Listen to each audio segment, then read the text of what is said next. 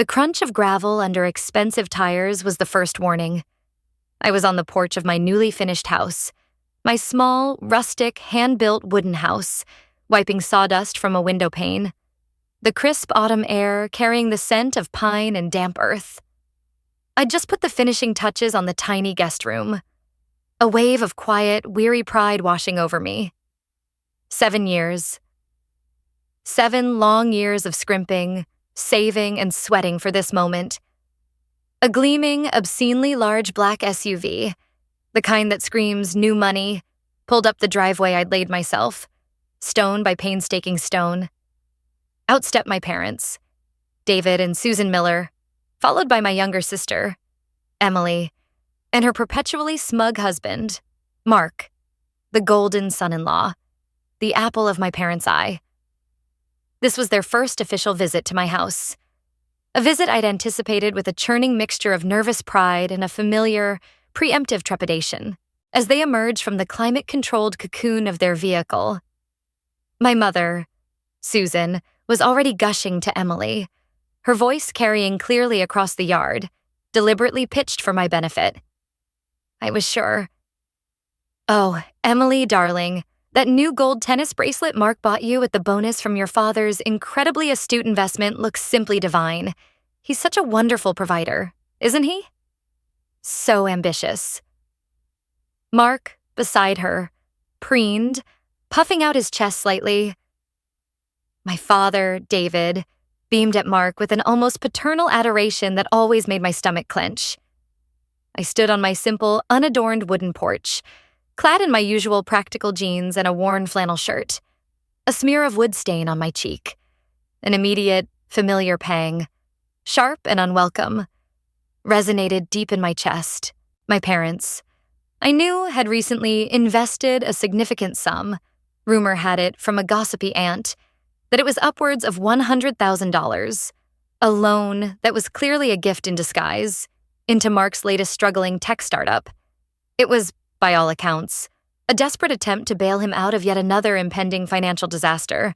I, meanwhile, had scrimped and saved relentlessly for 7 grinding years, working 2, sometimes 3, jobs to afford the down payment on this small parcel of land, and then to fund the painstaking, often solitary, frequently exhausting process of building this little house, mostly with my own 2 hands and the occasional, generous help from a few loyal friends. My mother barely glanced at the house itself, her expression a carefully constructed mask of polite, strained disapproval. "Oh, Clara dear," she said, her voice tinged with that familiar, subtle condescension that always managed to make me feel about 10 years old.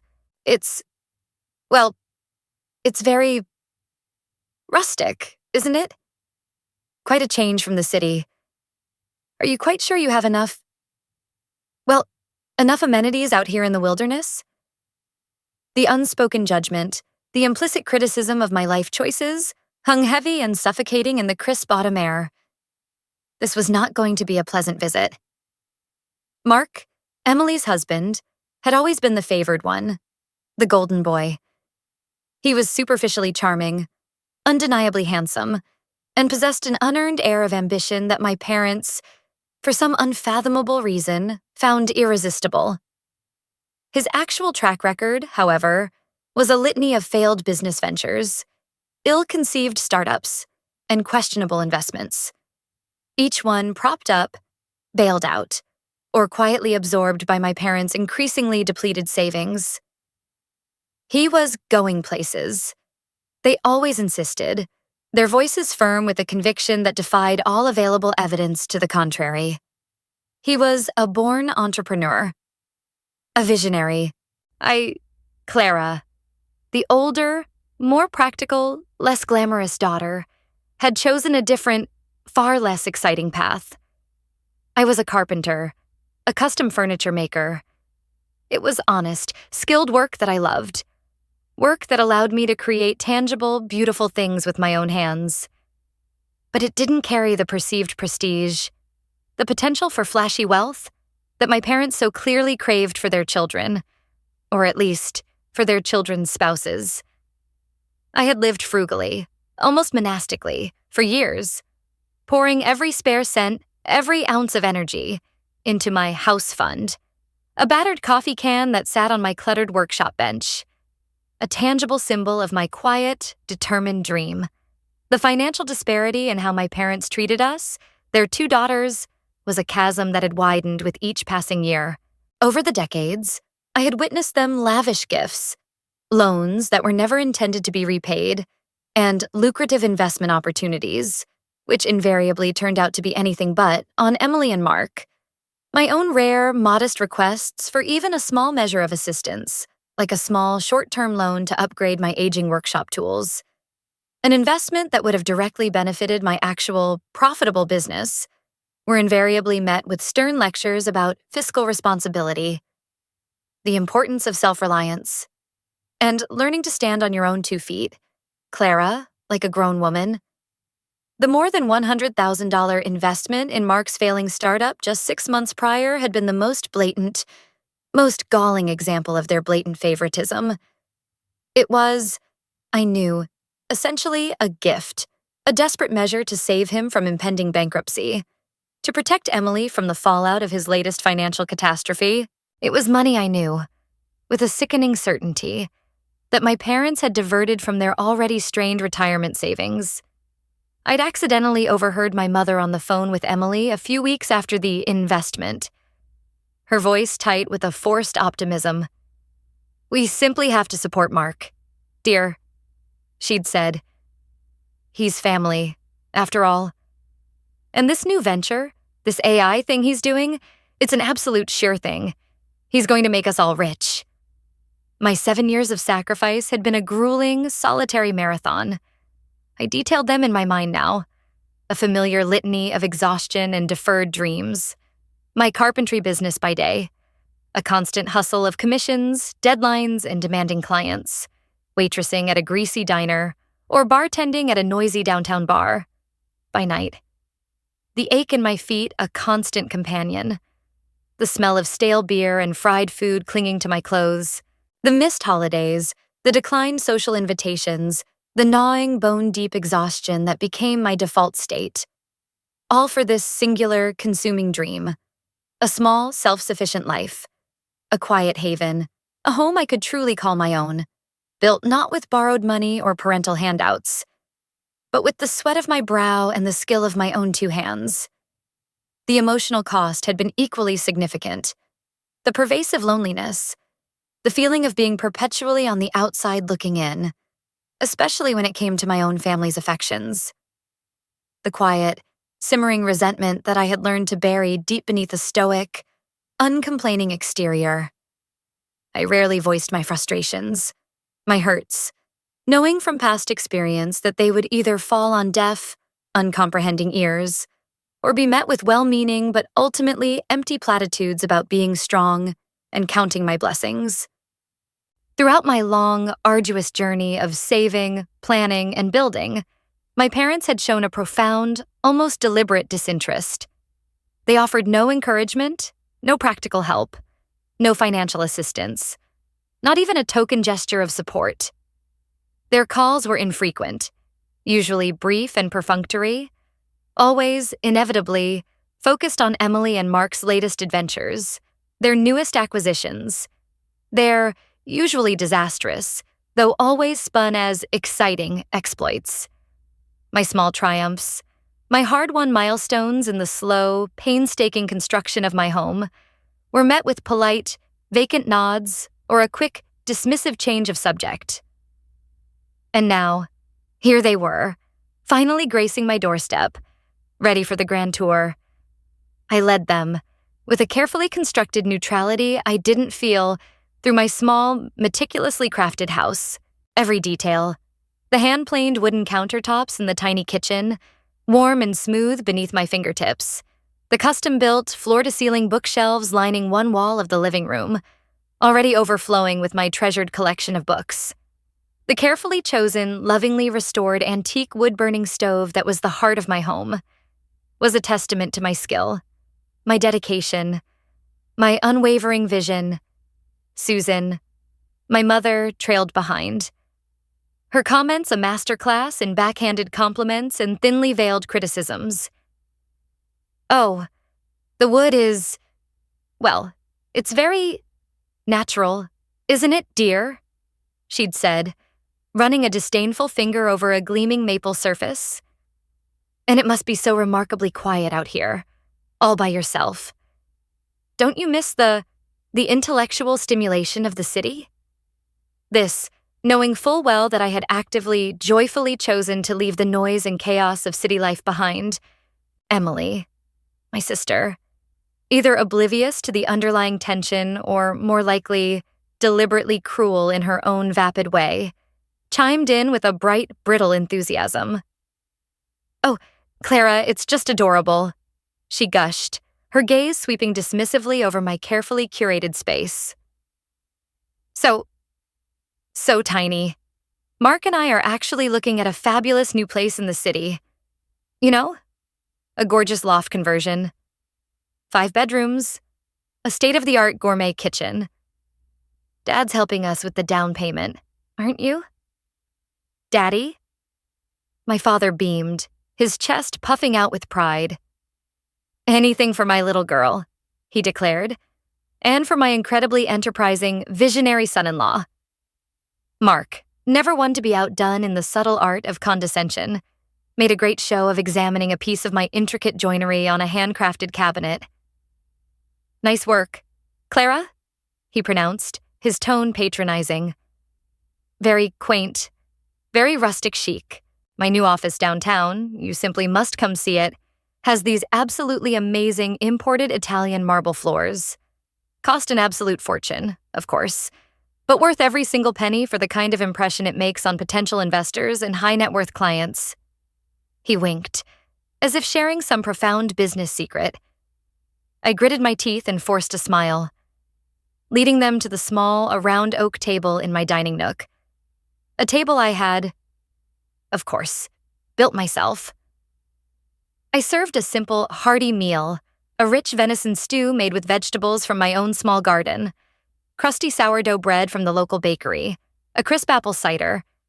My parents picked at their food, their conversation, as always, inevitably, inexorably, turning to Mark's brilliant new business venture, his game-changing AI software. My father extolled Mark's unparalleled vision and his remarkable tenacity. My mother gushed about how incredibly proud they were, how fortunate Emily was to have found such a driven, ambitious partner. I listened in silence, the stew turning to ash in my mouth. Then, as I was clearing the plates, my father cleared his throat, a sound I had come to recognize as the prelude to some unpleasantness. "Clara, dear," he began, his tone carefully casual. "Speaking of Mark's business, it seems he's hit a bit of a temporary snag. A small unforeseen cash flow issue? Nothing serious. You understand. Just needs a little bridge loan to tide him over until his next round of major funding comes through. Any day now. He expects—" My mother, ever the supportive chorus, jumped in seamlessly. "And we were thinking, darling," she said, her eyes bright with a false, hopeful earnestness. "Now that you have this lovely little place, and you're not spending nearly so much on rent and city expenses, perhaps you might be in a position to help out your sister and dear Mark? Just a small loan. Of course. Say, 20,000? Just until things get sorted. For family. Dear, it's what families do for each other." I stared at them, stunned into momentary, incredulous silence. After years of my sacrifices being ignored, my requests for help dismissed, after they had just, mere months ago, poured over $100,000 of their own money, their retirement savings, into Mark's black hole of a startup. They were now asking me, the daughter they had consistently undervalued and undersupported, for money, for him. The sheer, unmitigated audacity of it was breathtaking. It was almost impressive, trying to keep my voice even. To betray none of the simmering rage that was beginning to boil beneath my carefully constructed composure. I said. $20,000? Mom, Dad, you just gave Mark over $100,000 for this company. What happened to all of that money? Mark, looking suddenly flustered, his usual smug confidence faltering for a moment, stammered.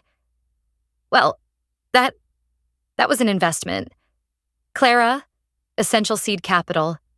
This is just, for ongoing operational expenses, software development, marketing. It all adds up. My mother, ever quick to defend her golden boy, chimed in hastily. Yes, dear, and it's already showing such incredible promise. The potential is enormous. But these things, these brilliant new technologies, they take time to mature. And Mark has so many wonderful, innovative ideas. He just needs a little more consistent support to fully realize them. Then Emily, my sweet, clueless, utterly spoiled younger sister, trying in her own misguided way to be helpful, piped up with an unguarded innocence that was more damning than any accusation. Yeah, Clara, it's really, really important. That first $100K Mom and Dad gave him? That was mostly to pay off some of Mark's, his old business debts from that last, that crypto thing he was doing for a while. So he could get this new AI company off the ground with, a completely clean slate. This $20K is for, actual software developers and stuff. I just stared at them, the pieces clicking into place with a sickening, horrifying clarity. So, the massive investment, the one that had likely decimated their retirement fund, hadn't even been for Mark's supposed brilliant new AI company at all. It had been to bail him out of another of his spectacular, inevitable failures. They had used their hard-earned, carefully saved retirement money to pay off his gambling debts, or whatever crypto thing he'd managed to lose a fortune on. And now they had the unmitigated gall, the breathtaking effrontery, to expect me, from my humble, hand-built wooden house, to actually fund his current, equally doomed business venture. The gold they had so lavishly, so blindly, bestowed upon their favored son-in-law wasn't an investment in his future. It was a payoff for his past incompetence, his chronic, unrepentant irresponsibility, a cold, hard rage, a rage that had been simmering beneath the surface for years, a rage born of 1,000 slights, 1,000,000 unspoken hurts, solidified in my chest. 7 years, 7 long, grueling, thankless years I had worked my fingers to the bone, given up my youth, my social life, every small comfort, every fleeting pleasure to build this little haven, this sanctuary, for myself.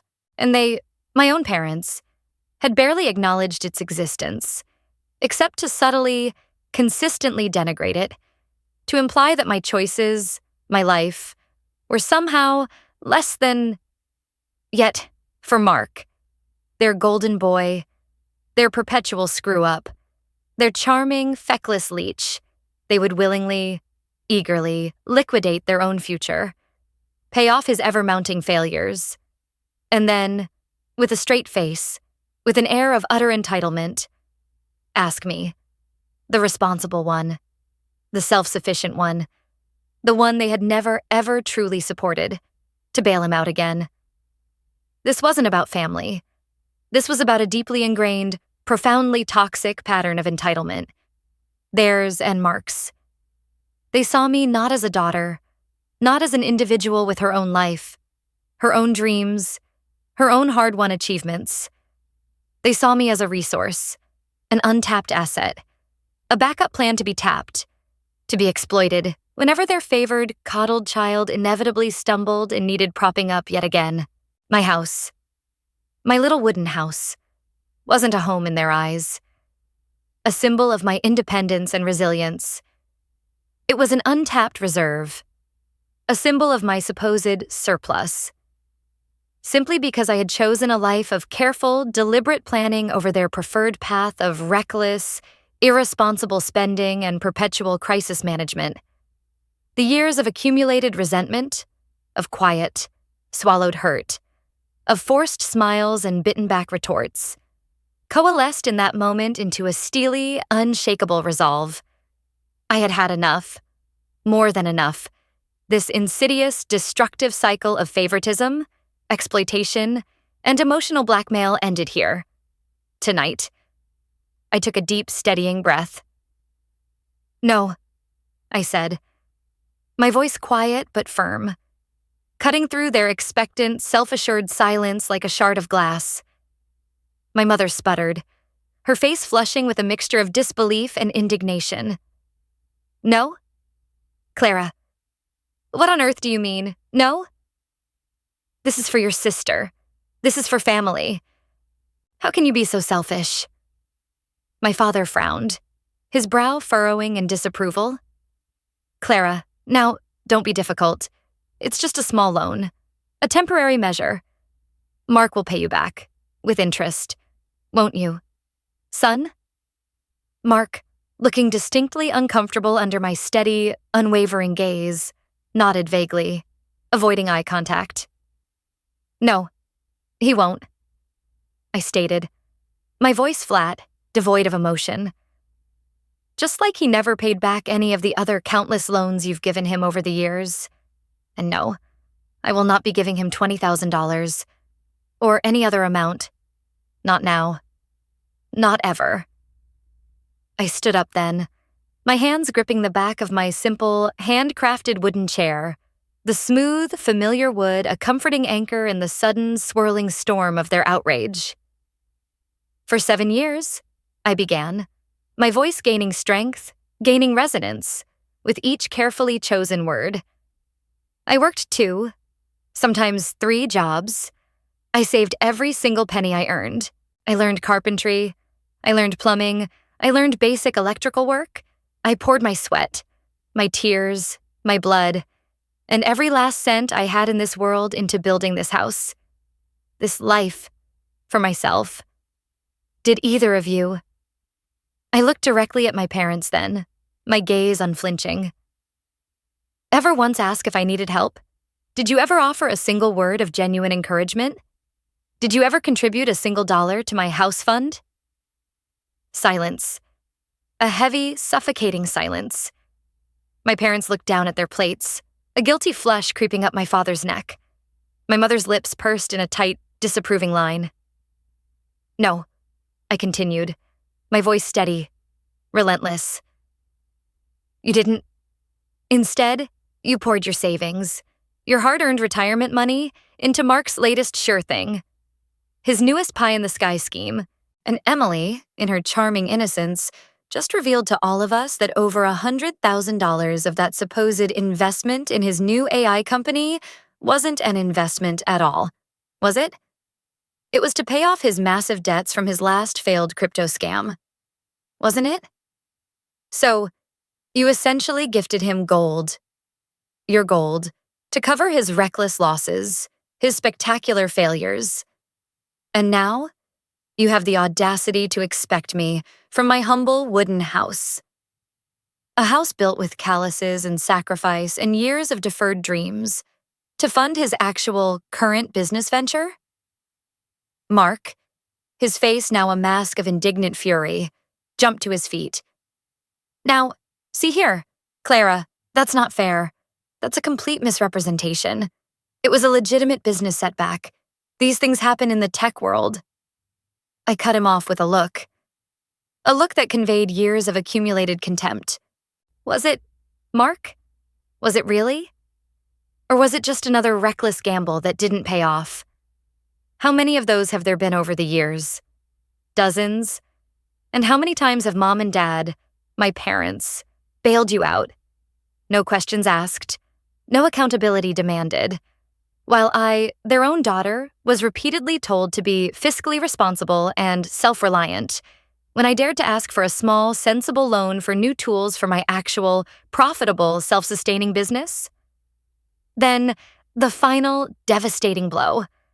The one piece of information I had been holding on to. A secret hurt I had nursed for years. And speaking of fiscal responsibility, Mom, Dad, Do you remember that emergency family fund you always talked about? The one Grandpa Miller, your father, so carefully, so lovingly set up for actual dire family crises? The one you told me 5 years ago, when I was facing a serious, unexpected medical bill and desperately needed help, was strictly for dire emergencies only, and absolutely couldn't be touched under any circumstances? Well, I found out last month, quite by accident, through Aunt Patty, my father's sensible, no-nonsense older sister, who had been named co-trustee of the fund, that you emptied that entire fund, nearly $50,000. You emptied it 6 months ago to give to Mark as part of his seed capital for this new venture. You lied to me. You denied me help in a genuine, frightening medical crisis, citing a sacred family trust that you then plundered, without a second thought, for him, for his latest harebrained scheme. My mother gasped, her hand flying to her chest, her face paling to a sickly, chalky white. My father looked utterly, completely ashamed, his gaze fixed on the floor, unable to meet my eyes. Emily and Mark were stunned into a rare, blessed silence. The gold they had so lavishly bestowed upon their favored son-in-law hadn't just been their retirement savings. It had been a profound, unforgivable betrayal of a sacred family trust, a fund established by their own father for moments of true, desperate hardship, now squandered, pilfered for a grifter, a con man, a charming leech. So, no, I repeated, my voice cold now, final, utterly devoid of any remaining warmth or familial affection. I will not give you, or Mark, or Emily, another dime. Not one. This house, this wooden house that you so clearly, so disdainfully, look down upon, represents my independence, my hard work, my resilience, my absolute refusal to be your perpetual backup plan, your unappreciated workhorse, your financial safety net any longer. I looked around at their stunned, disbelieving faces. You came here today, not to genuinely see my home, not to celebrate my achievement, not to offer a single word of pride or encouragement. You came here to try and extract more from me after you had already given them, everything you had. You came to try my wooden house, as if it were some quaint, amusing little experiment, some temporary folly, while you continued to lavish your gold, your future, your very integrity, on his endless, predictable failures. I walked to the door then, my movements calm, deliberate, and held it open. I think it's time for you to leave now, I said, my voice devoid of heat, devoid of anger, filled only with a vast, empty weariness. My home, this home that I built, is for people who respect me, who value what I've created, who cherish what I stand for. And clearly, I looked at each of them in turn, my gaze lingering for a moment on my parents' stricken faces. None of you do. For once, my parents were utterly speechless. Emily was openly, messily crying. Mark looked furious, impotent, his usual glib charm having deserted him completely. After a long, agonizing, suffocating silence, they filed out, one by one, their earlier arrogance and entitlement replaced by a stunned, disbelieving mixture of shock, shame, and a simmering, impotent resentment. I watched them climb back into their ostentatious black SUV and drive away, the dust from the gravel driveway settling slowly, quietly, in their wake. I stood on my porch for a long time after they'd gone, the cool autumn air feeling clean, cleansing, almost bracing against my skin. There was a profound, aching sadness in my heart. Yes. A grief for the family I had always wished for, but never truly had. But beneath the sadness, there was also a strange, unexpected, almost exhilarating sense of liberation. The heavy, invisible ties of guilt and obligation, the ones that had bound me so tightly, so painfully, for so many years, felt loosened, almost severed. A few days later, Aunt Patty called. My father, it seemed in a rare moment of shame or perhaps just sheer desperation, had confessed everything to her. The lies, the misappropriated emergency fund, the whole sordid mess. Aunt Patty, bless her straightforward, honest heart, expressed her unequivocal support for me and her deep, profound disappointment in her brother and sister-in-law for their appalling judgment, their blatant favoritism, and their unforgivable misuse of the family emergency fund.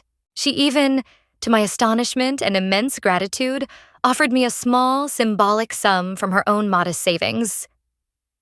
To truly, properly celebrate your beautiful new home, dear Clara, she'd said, her voice warm with affection. Without any strings, without any expectations, just because I'm proud of you.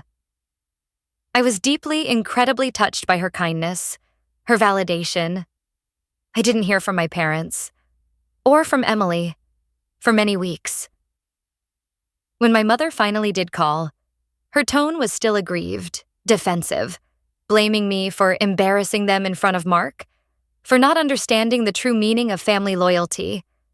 I listened patiently, then calmly, but firmly, reiterated my boundaries. The calls, after that, became less frequent, more strained, until eventually, they dwindled to a near silence. Mark's brilliant AI startup, predictably, folded within the year, another spectacular flameout in his long and distinguished career of failures. There were whispers, relayed through Aunt Patty, of more debts, more disgruntled investors left in the lurch, more broken promises. I felt a grim, detached satisfaction, but mostly a weary, resigned pity for my parents, who I suspected would likely never truly learn, never truly change.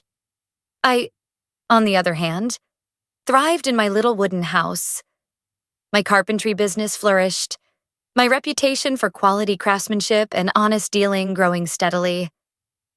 I found a deep, quiet peace in my hard-won self-sufficiency, in the simple, unadorned dignity of my chosen life. I realized, with a profound sense of clarity, that my home wasn't just wood and nails and shingles. It was a fortress of my own making, a testament to my resilience, my strength, my unwavering self-respect. For 7 long years, I had poured my life, my energy, my very soul, into building a home. While my parents had poured their resources, their hopes, their very future, into propping up a fantasy, a destructive illusion. They had seen my sturdy, self-made wooden house not as an achievement, but as a stopgap, a potential resource, a place to extract yet more from me to fuel their golden son-in-law's endless, insatiable needs, after they had already given him all their gold, all their security, all their loyalty. That Thanksgiving, that fateful autumn afternoon, I didn't just refuse them money. I refused to participate any longer in their toxic, destructive family dynamic. I reclaimed my worth. I reclaimed my life. My house may be made of wood, humble and unassuming, but it's built on a foundation of truth, integrity, and hard-earned independence, something no amount of their tarnished gold could ever buy. The silence from them now is different. It's not the silence of my exclusion, of my marginalization. It's the silence of my boundary, my choice. And it's a silence I can finally, truly, peacefully live with. But it does make you consider, doesn't it? The complexities of family? When a family consistently, blatantly shows such damaging favoritism and enables such profound financial irresponsibility towards one sibling or their spouse, while simultaneously neglecting, exploiting, or emotionally blackmailing another. Is it truly possible to maintain any kind of healthy, functional relationship? Or is setting firm, unshakable boundaries that might inevitably lead to distance, to estrangement, the only viable path to self-preservation, to peace? A. You should always strive, no matter the personal cost, to maintain family ties, to forgive, to tolerate unfairness because family, in the end, is irreplaceable.